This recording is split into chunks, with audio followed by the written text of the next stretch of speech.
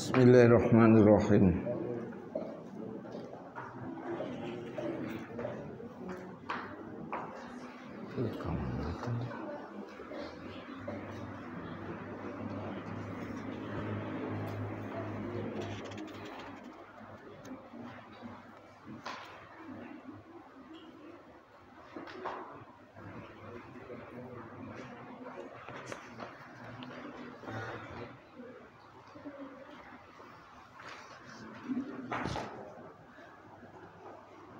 Kaca 35 nya.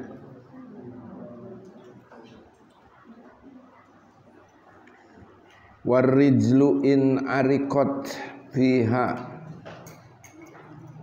awit tasakhot sabbihu bihi irkon naji bikamrotihi.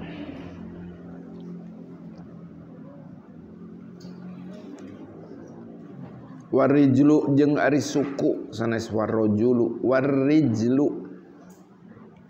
jeung ari suku sampean eta in arikot lamun ngesang. Eta in arikot fa'ila yaf'alu ariko ya'roku arokon. Eta in arikot lamun ngesang naon rijlu bikasir ro'i bari tepkelan kasrohna ro. Fiha dina na'li ay fin na'li mu'annas an-na'li mu'annas mu'annas fil makna lafadzna mudzakkar ay fin na'li tegasna dina sendal alladzi dakhala fihi tinus syari'i allati dakhala anu manjing fiha dinan na'li naun tinus syari'i taneuhna jalan gede zaman baheula nu nanaon kendaraan make hewan ayeuna mah berarti leuwih ringan hukumna. Jadi sendal nu dipake ku urang sedangkan suku urang ngesang gitu. Berarti kan ayat cai tina kesang, cai kesang. Napel jeung sendal nu mana dina sendal eta galibna ayat tai anjing, ayat tai kuda, ayat tai sapi. Zaman baheula angkutan serbaku hewan gitu. Asup kana suku pacampur jeung kesang. Nah iya. Ya hati-hati lamun salat kudu bener-bener dikumbah deui sukuna. Sebab jadi kabaseuhan suku baseuh paantel jeung najis. Suku urang jadi najis. Jadi saenggeusna ngangge sendal ka masjid nya suku urang ka dikumbah deui ka tempat cai bisi najis gitu. Ieu teh dihampura jadi beda jeung masalah kesangna jalma anu istinja ku batu. Awit tasakhot, nah asana iu tasakhot eta. Awit tasakhot atawa jadi kotor naon rijlu. Eta sabbihu bihi. Eta sabbih pek nyaruakeun anjeun bihi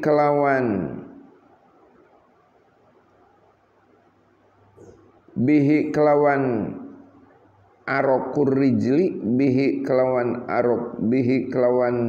arokur rijli kesang bihi kelawan arokur rijli kesangna suku anta tegesna anjeun arokon naji aroko ieu mah rokna di fathah da ariko ya roku arokon arokon naji kana kesangna jalma nu istinja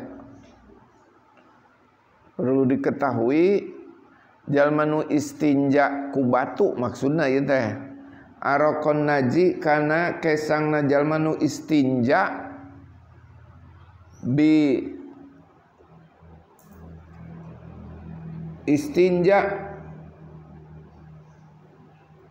kalawan batu maksudna bikamrotihi kesang bikamrotihi kalawan kamroh teh sami serang hasafah maknana terang hasafah teh ieu bubuleud ieu tah bubuleud ieu bubuleud mik tapi lain mik nu ieu mik nu budak lalaki eta bubuleudna namina kamroh atanapi hasafah. Oh itu barangkali ini gumujeng kawas itu ya pantas istri marek gumujeng ya teu bogaeun gitu bogana lalaki wungkul eta kamroh teh nu kitu bubuleud mik disebut oge lain kamroh hasafah sami hasafah jeung kamroh maknana sami.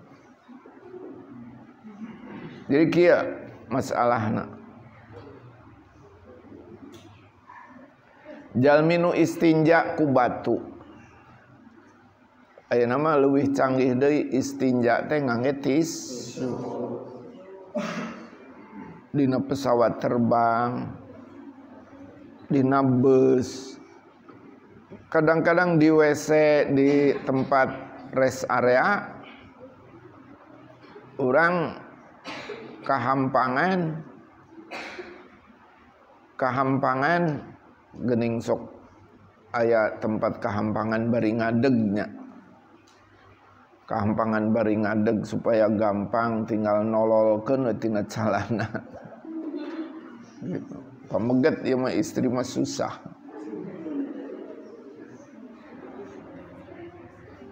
eta kadang-kadang nu kahampangan tempat bari ngadeg itu aya caian tapi aya tisu we digulung-gulung 3 gulung digulung-gulung disusut ku tisu sakali deui narik digulung-gulung susut ku tisu sakali sah eta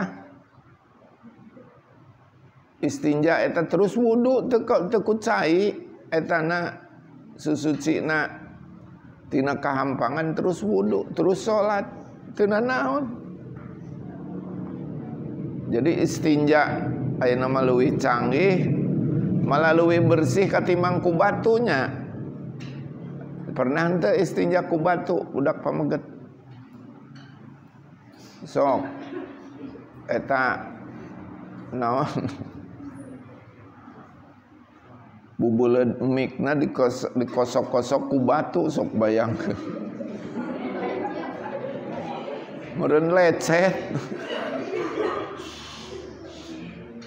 Lecet. Jadi ayeuna mah ulah ngarasa geuleuh, ngarasa teu suci. Asal memenuhi syarat istinja ku tisu teh 3 kali. Sing gede buleudanana bersihkeun kan moal lecet eta mah. Piceun asupkeun kana wadah runtah. Cokot deui derlek disoeh digulung-gulung asupkeun dikesodkeun kana hasafahna. Tah ayeuna kieu terus wudu, terus salat. Anu miceun ge kitu. Miceun udah geuning teu aya cai saat aya we tisu dina pesawat terbang. Tisu seueur cai saat.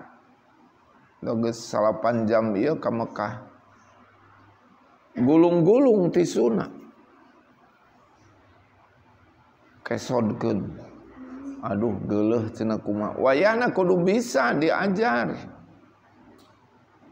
Diajar susuci ombeh tina BAB ngangge tisu. Lamun 3 kali ngarasa asa keneh, asa aya nu cepel-cepel.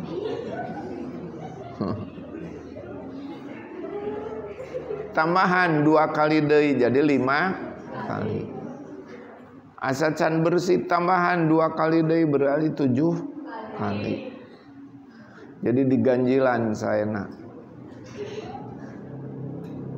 Gitu. Geus kitu mah dilancingan we biasa. Terus tayamum, buana teu aya cai bade salat tayamum.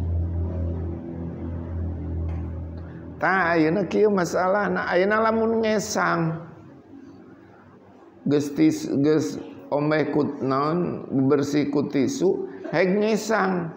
Ngesang teh netes meureunan kana tilas eta istinja ku batu. Dihampura henteu. Tah eta dihampura. Jadi lamun urang tayamum terus salat teh ulah ngarasa najis. Najis nama tapi dihampura. Tina tapakna istijmar teh dihampura. Itu. Jadi kudu bisa istinja make tisu, zaman ayeuna mah geus zaman canggih. Ulah harita saha. Gegeroan tina jero WC. Kang teu aya cai ieu kumaha? Astagfirullah. Eta tisu loba. Kudu kumaha? Tah eta nu disebut istinja ku batu teh nama genti ku tisu. Oh kitunya teu biasa cenah. Mantak biasakeun santri istinja ngangge. Jadi istinja ku batu teh atana ku tisu teh sanes dina tingkah darurat. Jadi lain keur teu aya cai wae, keur seueur cai ge istinja ku tisu atau ku batu atau ku tisu mah benang, kenging. Kartos teh lain kawas tayamum, tayamum mah meunang sote lamun teu aya cai. Tapi istinja ku batu atau istinja ku tisu mah sanajan loba cai ayeuna musim hujan, urang istinjana ku tisu boleh. Enggak apa-apa. Mung saena sanggeusna ku tisu terus ku cai. Cenah ku tisu ge teu ieu bade langsung we ku cai nya mah enggak. Leuwih sae. Tah ayeuna dikiaskeun anu tadi sendalna aya najisan terus kakesangan sukuna naha sami dihampura seperti tapak najis anu kakesangan nalika tapak najis istinja terus kakesangan mah dihampura. Tah masalah sendak najis dina sendal terus kakesangan mah henteu teu dihampura. Beda. Gitu.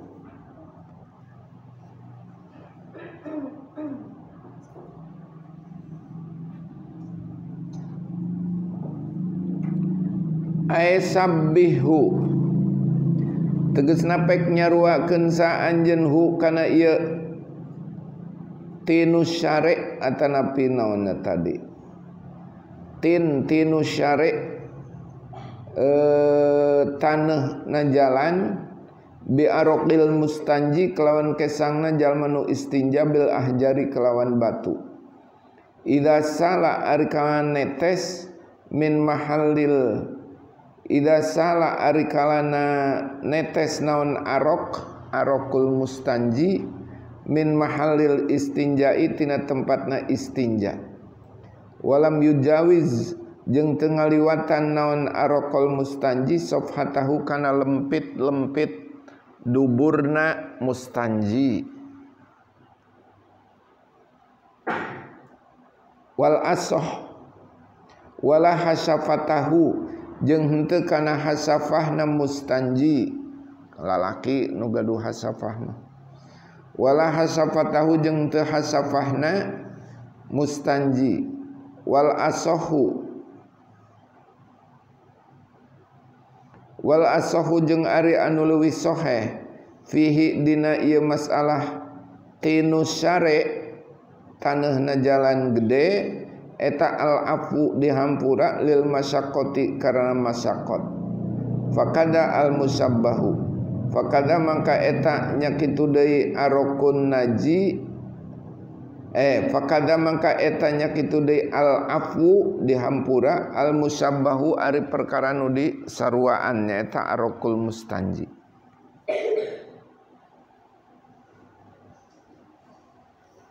Titik. Wa in hawat hawayat asalna. Wa in hawat jeung lamun ngawengku naon na'lu ayeun na'lu tegasna sendal rausatan kana tai manuk umpamanya rausatan kana tai manuk ayeuna yakni ngersakeun saha nadim najasatan kana najis.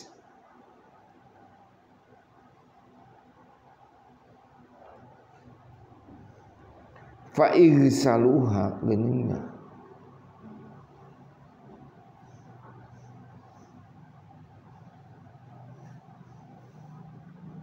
fa igsaluha agsala yusilu ins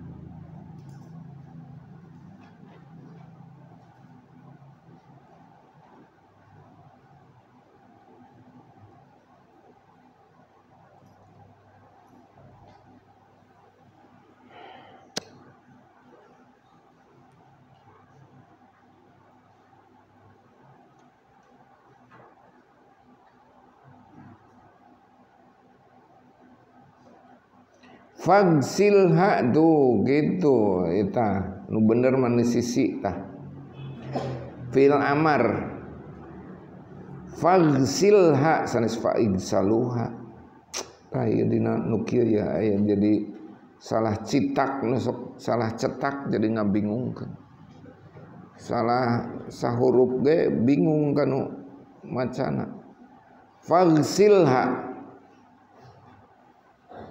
mangka pek ngumbah sa anjeun hak kana itu rausah atawa najasah wujuban kelawan wajib izalatan karena ngaleungitkeun lin najasati kana najis walau kanat sanajan aya naon najasah eta bi asfaliha dina bagian handapna na'lun teh muannas tadi. Walau kanat sanajan aya naon najasah eta bi asfaliha dina bagian handapna na'lun. Wa hada jeung ari ieu wujubul ghusli huwal qaulul jadidu nyaeta qaulna Imam Syafi'i al jadidu anu anyar qaul di Mesir.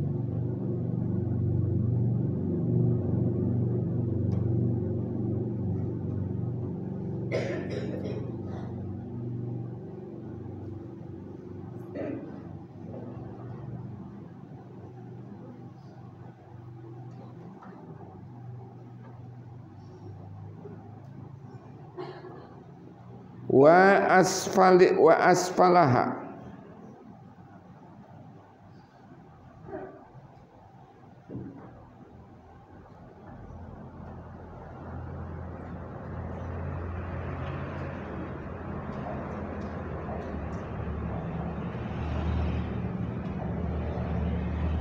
wa asfaluha mubtada jeung ari bagian handapna na'lun alal qauli miturut qaul al-qadimi anu ti heula qaulna Imam Syafi'i di Baghdad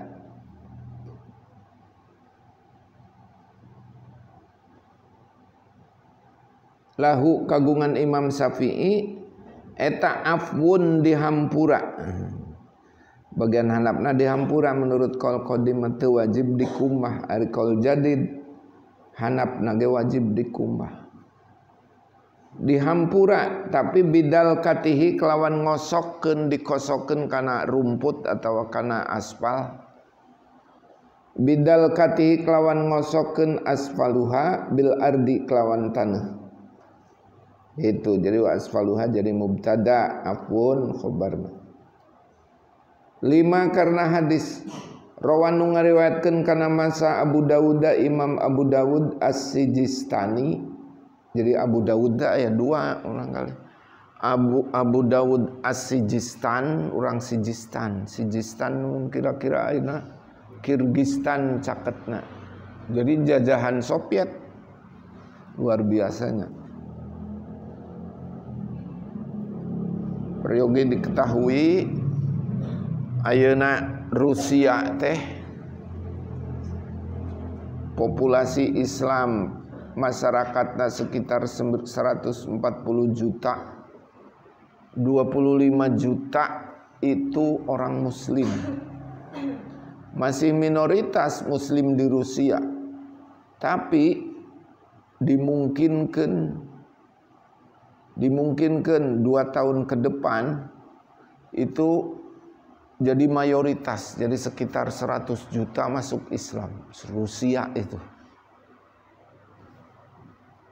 Bayangkannya, hebat luar biasa. Padahal Rusia teh kapungkurna negara komunis nuju Uni Soviet kan. Ayeuna seperti Chechnya geus terlepas di Uni Soviet, geus sanes Rusia deui. Tapi Chechnya 90% muslim. Muslimna kaos urang ahli sunnah wal jamaah. Biasa ziarah biasa. Kawas urang.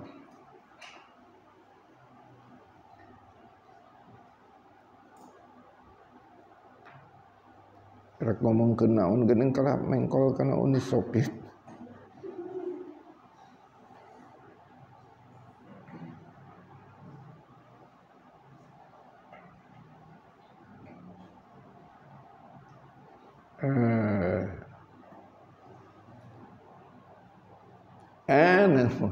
Abu Dawud As-Sijistani. Nah, Abu Dawud salah satu penyusun hadis yang 6. Imam Bukhari, Imam Muslim, Tirmidzi, Abu Dawud. Orang Sijistan. Kira-kira Kirgistan ayeuna, dekatna. Imam Bukhari orang Uzbekistan, coba lain orang Madinah, lain orang Mekah. Malah justru orang yang mahir dalam hadis orang-orang sekitar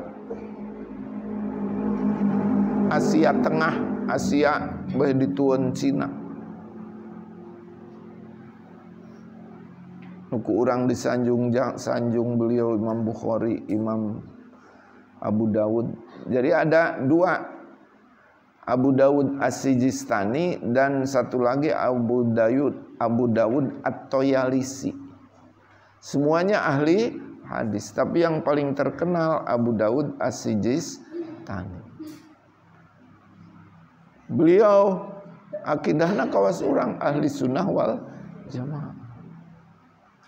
Sanes Syiah, sanes komo Wahabi masanes. Beliau seperti orang luar biasa. Nah, di dia Abu Dawud As-Sijistani ngariwayatkeun hadis an Abi Sa'idin Al-Khudri, diriwayatkeun ti Abi Sa'id Al-Khudri sahabat Nabi. Qala ngadawu sa Abi Sa'id Al-Khudri, qala Rasulullah kana dawu qala Rasulullah sallallahu alaihi wasallam.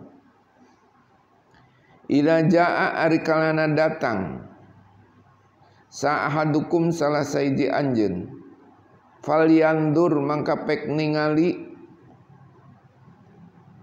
sa ahadukum fa in ra'a mangka lamun ningali sa ahadukum fina laihi dina 2 sendalna ahadukum khadaron kana kokotor Kokotor teh bisa anu najis, bisa anu teu najis. Nu najis seperti kotoran jalmi, kotoran ucing, kotoran anjing, kotoran manuk. Bisa oge kotoran kodaron teh maksudna umbel eta mah teu najis.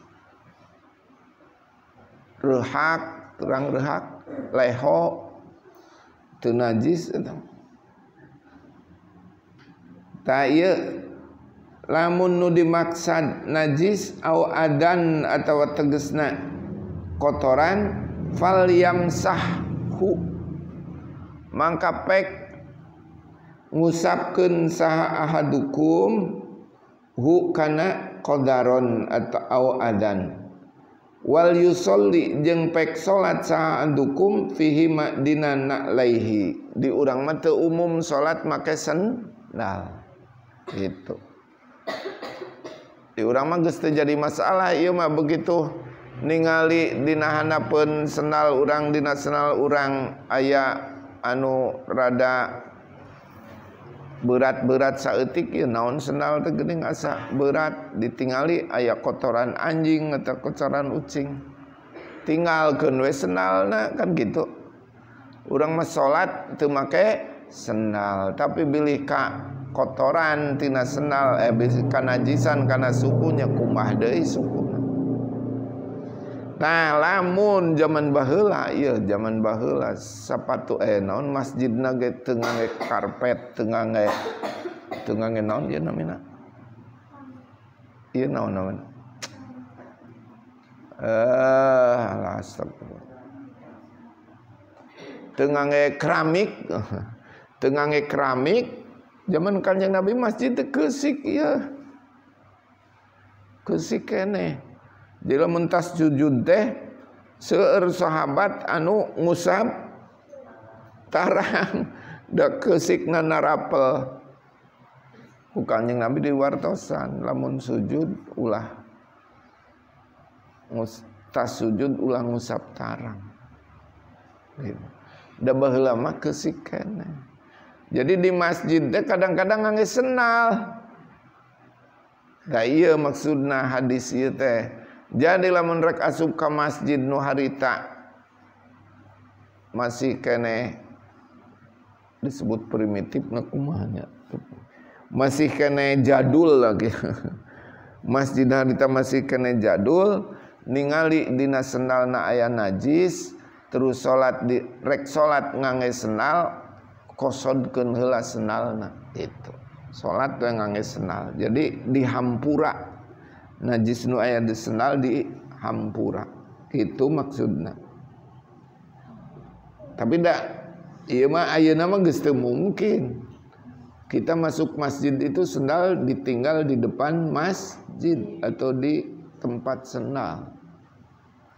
Tapi lamun urang ngarasa ragu-ragu aya tai ucing katincak sendal kuring bisi suku kuring ka tepaan naon ka paantelan najis kumbah deui suku urang gitu. Komo bari ngesang suku urang bari ngesang membasuh suku urang itu titik. Warawa jeung ngariwayatkeun sa Abu Dawud Imam Abu Dawud rahimahullah. Jadi lamun nguping nami-nami ieu barudaknya sing aya rasa hormat, sing aya rasa kacintaan sebab ieu teh orang-orang ahli hadis. Minimal doana teh rahimahullah. Ulah radhiyallahu anhu da sanes sahabat. Sahabat mah radhiyallahu anhu orang ahli hadis yang 6 Tirmidzi, Ibnu Hibban, Nasai, Abu Dawud itu pakai rahimahullahu ta'ala.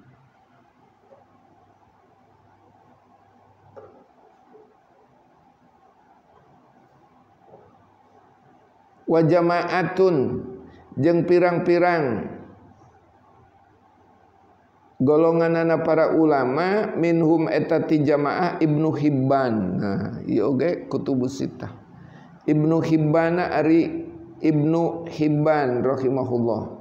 Wal Hakimu jeung Imam Hakim da Imam Hakimah sanes kutubus sittah, tapi beliau juga mempunyai kitab hadis yang namanya Mustadrak.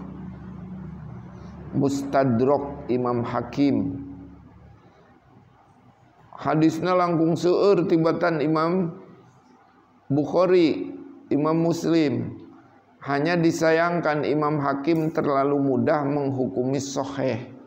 Itu cek ilmu hadis. Terlalu mudah menghukumi sahih. Itu. Kitabna naon namina Mustadrak. An Abi Hurairah ti Abu Hurairah. Marfu'an bari marfu' naon hadis. Marfu'an teh qala Abu Hurairah idza ra'a henteu qala nabiyyu gitu, itu marfu hadis. Idza ra'a kana dawu idza ra'a ari kana ningali sa ahadukum salah sahiji anjeun bina'lihi kelawan sendalna ahadukum al adza kana kotoran, mungkin najis mungkin tidak najis. Fa inna turaba mangka sanyana taneuh lahu pikeun ahadukum eta tahurun anu nyucikeun. Tuh kesodkeun we kana keusik terus salat make sendal gitu maksudna. Terus salat make sendal da zaman baheula. Ayeuna mah geus teu usum. Ya sendalna dibuka. Cukup dikesodkeun kana taneuh. Wali annahu tatakarraru fihi najasah. Wali annahu jeung karna saenyana kalakuan eta tatakarraru bulak-balik fihi dina na'lu naon an-najasatu tadi mah muannasnya na'lu teh. Fihi dina na'lu naon an-najasatu najis fa ajza'a mangka nyukupan fihi dina na'lu naon almashu ngusapkeun kana taneuh tadi lain kana cai. Kamaudil istinjai seperti tempatna susuci ku batu diusapkeun ku batu atau ku tisu. Itu wal madhabu jeung ari madhabna Imam Syafi'i eta awalun kahiji nya itu tadi anu kaul di Mesirnya. Li annaha karna sanyana najasatun na'li tadi najisna sendal eta najasatun najis makdurun anu dikuasai ala izalatiha kana ngaleungitkeun najasah bil ma'i kalawan cai min ghairi masyaqqatin tina tanpa masyaqat. Falam yajuz menurut madhab kahiji ya mangka henteu wenang naon al iktisaru ngaringkes fiha dina najasatun na'li alal masi kana ngusapkeun alal ardi kana bumi. Kama lau kanat seperti lamun aya naon najasah eta ala saubihi kana raksukanana syahsu teu cukup di kesodkeun tetap kudu dikumbah. Nah itu menurut madhab Syafi'i. Wa ala hadza jeung miturut ieu madhab awal madhabna Imam Syafi'i kahiji fayuh taju mangka dibutuhkeun non ilal jawabi kana ngajawab an hadisai Abi Hurairah wa Abi Sa'idin tina dua hadis ini asalna nuna dipikeun mudhof kana nami sahabat. An hadisai Abi Hurairah tina dua hadisna sahabat Abu Hurairah wa Abi Sa'idin jeung sahabat Abi Sa'id Al-Khudri. Fa amma hadisu Abi Hurairah mangka anapun ari hadisna Abu Hurairah eta faqad tu'ina mangka teman-teman dicacat naon fihi dina hadisna Abu Hurairah.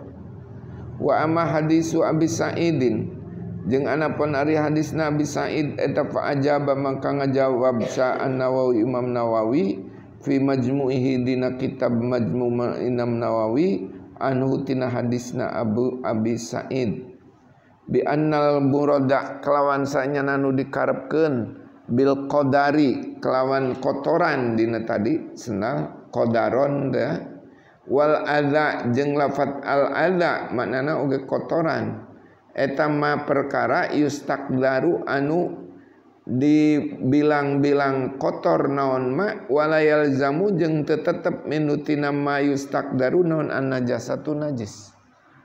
Jadi cukup dikesodkeun kana taneuh teh karena yang dimaksud dengan hadis qadaron itu mungkin hadis mungkin kotoran gitu. Jadi cukup ku dikesodkeun disusutkeun kana taneuh. Wadalika jeung ari itu mayustakdar eta kanu khomatin seperti kanu khomatin kamu khototin seperti umbel wanu khomatin jeung rehak sanes ruhak kade beda. Rehak mah nya dulurna umbel lamun ruhak mah areng anu aya seunean eta ruhak eta kotoran tapi teu najis nu matak mungkin nu dikarepkeun ku Kanjeng Nabi cukup dikesodkeun kana taneuh teh karena yang dimaksud bukan najis wasibhihi ma jeung sarupana mukhotoh jeung nuhomah mimma tina perkara wa anu marima eta tahirun suci au maskukun ata diragukeun naon fihi dina ma wal farqu jeung ari perbedaan bainal istinja'i antara susuci ku batu wa ma jeung masalah nahnu anu ari kami eta fihi dina ma eta anna dzalika sanyana istinja eta yatakarraru bulak-balik non istinja nu matak dihampura da bulak-balikna teh wala kadalika jeung henteu eta yatakarraru wala kadalika jeung henteu eta yatakarraru ma ari perkara silah nama nahnu anu mana ari kami eta fi dina ma nya eta sendal anu katempelan kotoran beda matak tetep kudu dikumbah di sendal.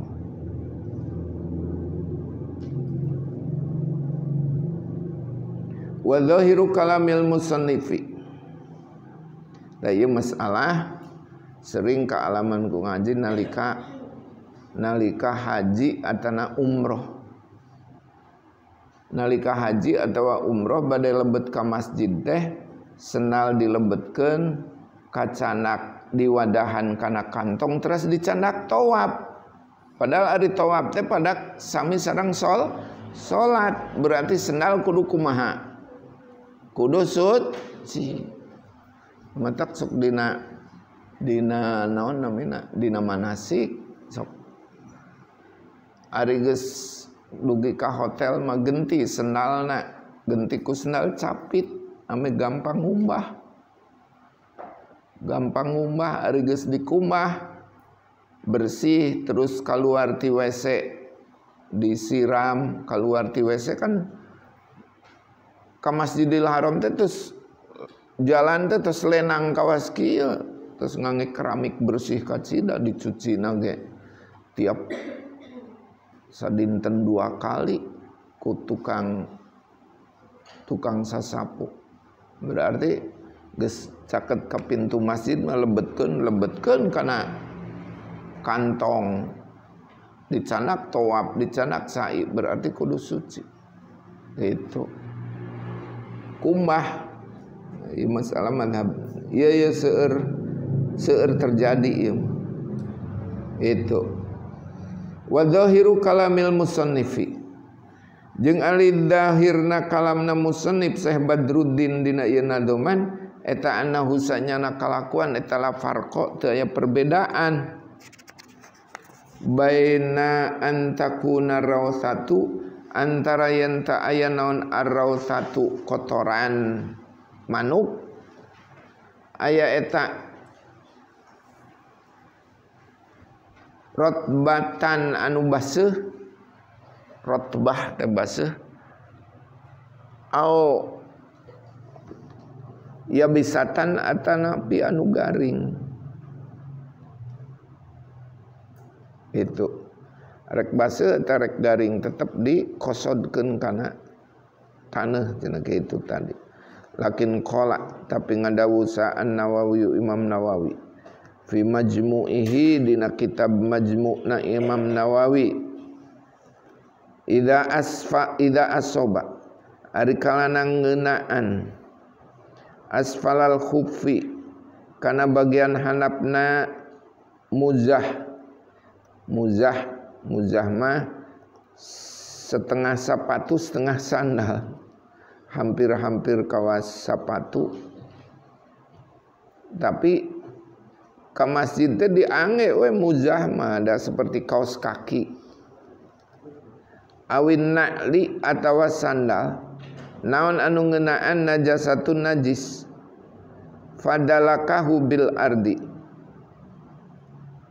fadalakahu mangka ngosokeun sasasu hu kana asfalal khuf bil ardi kelawan bumi wadahabat jeung leungit naon ainuha jentulna najasah wa baqiya jeung tetep naon ataruha tapakna najasah kumata masalahna nudhira mangka diangen-angen naon nudhira mangka diangen-angen naon masalah asfalul khuf indalaka halamun ngosokeun sasasuha kana najasah wahia ari najasah eta rotbatun anu baseuh lam yujzihi dalik lam yujzihi mangka henteu nyukupan lam yujzihi mangka henteu nyukupan kana kasahsu gitu nya lam yujzihi mangka henteu nyukupan kasahsu naon dalika itu dalku habil ardi wala tajuzu jeung teu wenang naon as-shalatu salat fiha dina khuf awin na'li fihi dina khuf awin na'li bila khilafin kelantan pasulayana para ulama li annaha karna sanyana najasah eta tantasyiru gumelar naon najasah nyebar gitu min mahaliha tina tempatna najasah ila ghairihi kana salianti mahaliha min ajza'il khuffi atau hirati tina pirang-pirang bagianana muzah atau hirati anu suci non ajza wa in jaffat jeung lamun garing naon najasah alal khuffi kana muzah fadalakaha mangka ngosokeun saha sahsu hak kana najasah wahia jeung ari najasah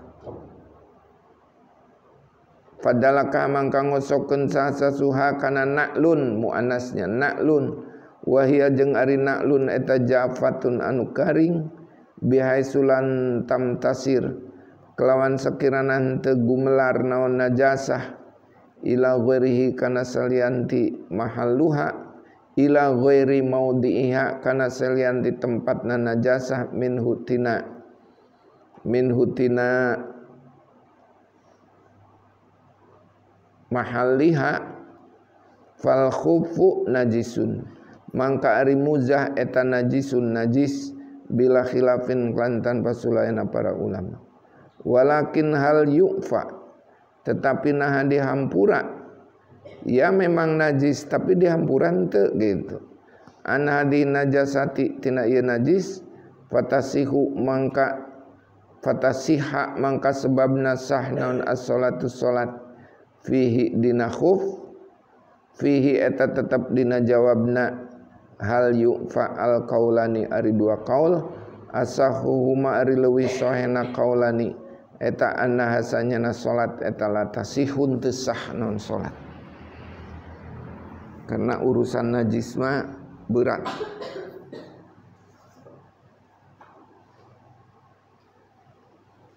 Qala ngadawusa Imam Nawawi fil Majmu' wattafaqu jeung mufakat sapara ulama ala annahu kana sanyana kalakuan eta law waqa'a lamun ragrag naon hadal khuffu ieu muzah fi ma'in dina barang anu encer au fi ma'in ata dina caidunal kullataini anu kurang dua kulah najjasahu tasdid jim najjasahu mangka nganajiskeun naon khuf hadal khuf hu kana ma'in au ma'in kama law waqa'a seperti lamun ragrag fihi dina ma'in atau ma'in dunal kullataini sa mustanjin jalma anu istinja bil ahjari kelan pirang-pirang batu. Cai nu karagragan jalma nu istinja ku batu jadi najis. Jadi dihampura sote keur awakna ari keur cai nu sejen mah jadi teu dihampura. Qala ngadawusa ar-Rafi Imam Rafi'i wa idza qulna jeung ari kala ngadawukeun saha kami Imam Rafi'i bil qadimi kelawan kaul qadim wa huwa ari kaul qadim eta al afu dihampura falahu syurutun mangka eta tetep pikeun kulna bil qaulil qadim syurutun ari pirang-pirang syarat ahaduha ari salah sayjina syurut eta ayyakuna yen ta aya eta lin najasati pikeun najis naon jirmun jirim yalsaku anu napel naon jirmun najis bil khuffi kelawan muzah.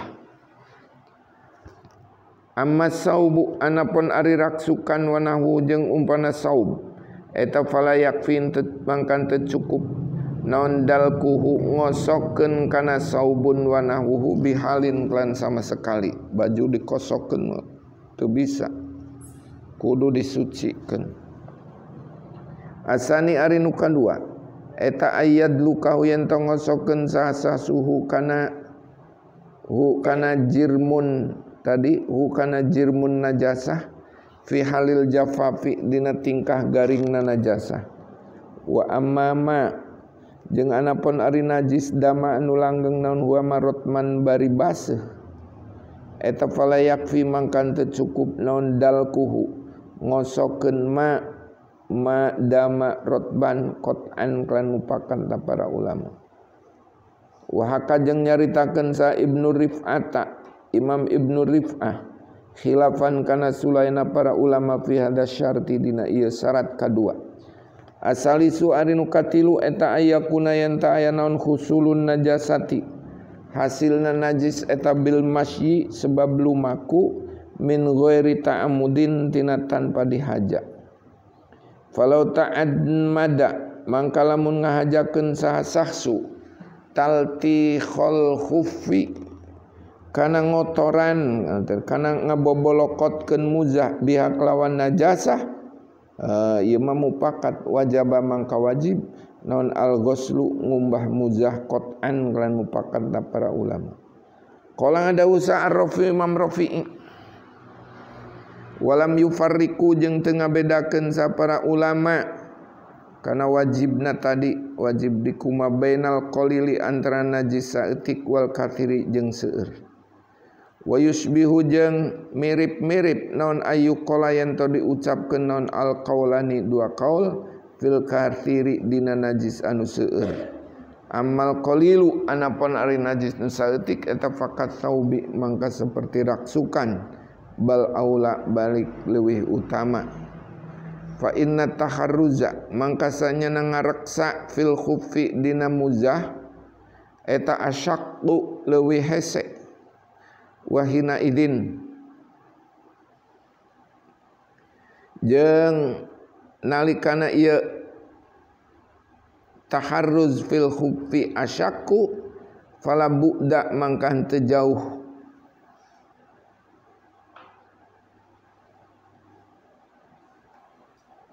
henteu jauh, fala bu'da mangka henteu jauh, fi addi lausi kulli asfalihi dina ngitung-ngitung ngotoran saben bagian handapna muzah, wa atrofihi jeung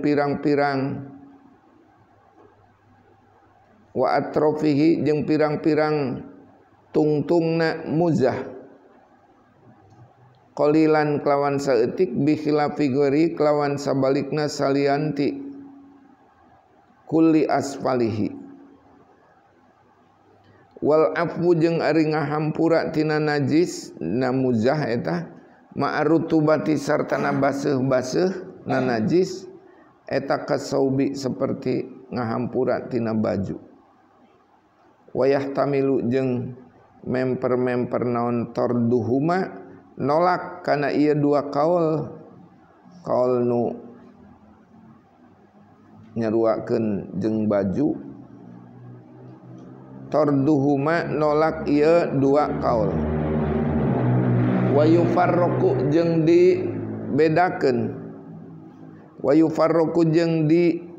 dibedakeun, bi annama kelawan sanyana najis alal khuffi kana muzah eta yaksuru seueur, matak susah untuk diampuni, dimaaf, wa bi annahu jeung kelawan sanyana khuf eta yunza'u dilaan goliban dina kaprahna, dilaan tadi udar teu dipake terus beda jeung baju, wa takhsisu jeung ari nangtukeun ieu masalah khuf wajib disucikeun eta aqrabul leuwih deukeut. Qala Dawsa Nawawi Imam Nawawi, wal qaulani jeung ari dua qaul di luhur eta jariani lumaku fima idza as-safa dina masalah ari kalana ngeunaan naon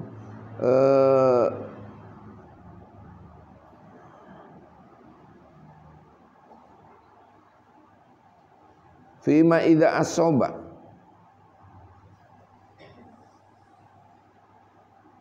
dina masalah ari kalana ngeunaan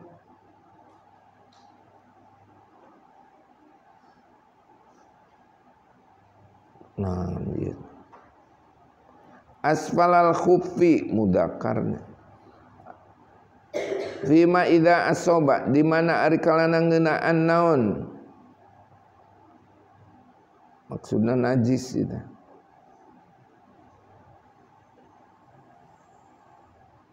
Fima idza as-saba asfalal khuffi wa atrafihi,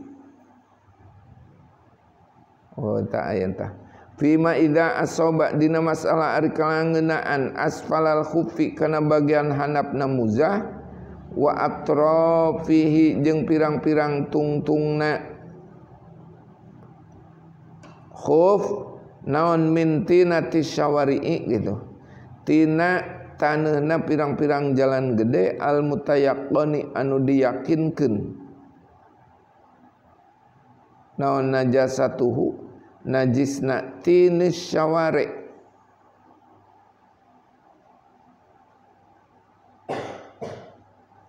wandai fima idza asoba ari kalana ngeunaan asfalal khuffi kana bagian handapna muzah wa atrofi jeung pirang-pirang tungtungna di manaan ramokna bisanya ramokna khuf min tinati syawari'i tina taneuhna pirang-pirang jalan gede al mutayaqqani anu diyakinkeun naon najasatuhu najisna tinu syawari naon anu ngeunaan da ieu fa'ilna al kathiru najis nu seueur alladzi la yuqfa anhu anu teu dihampura anhu tina al kathir wasairun najasati al-ghalibah fit turuq karrausi wasairun najasati jeung ari sakabehna pirang-pirang najis al-ghalibat ti anu kaprah naon najasa fit turuqi dina pirang-pirang jalan eta karrausi seperti kotoran manuk raus manuk wa ghairihi jeung salianti raus wa ghairi jeung salianti raus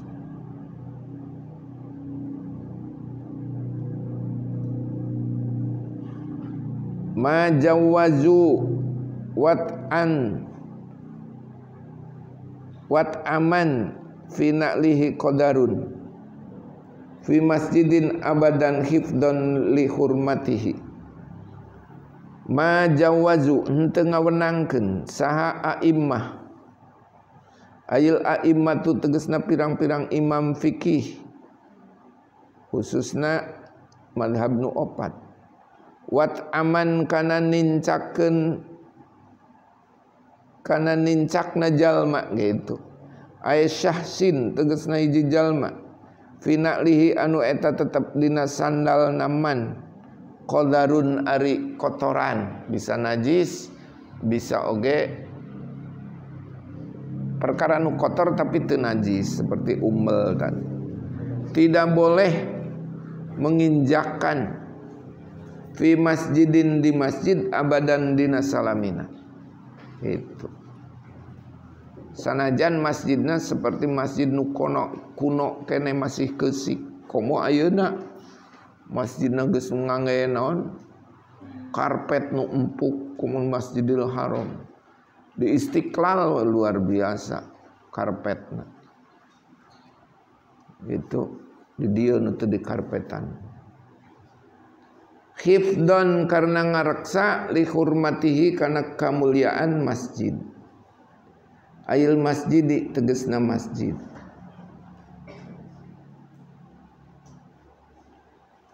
baulul khafafisi khufasun maknana atas kapungkur khufasun teh naon lalai baulul khafafisi daun sakiheula Allahu a'lam bissawab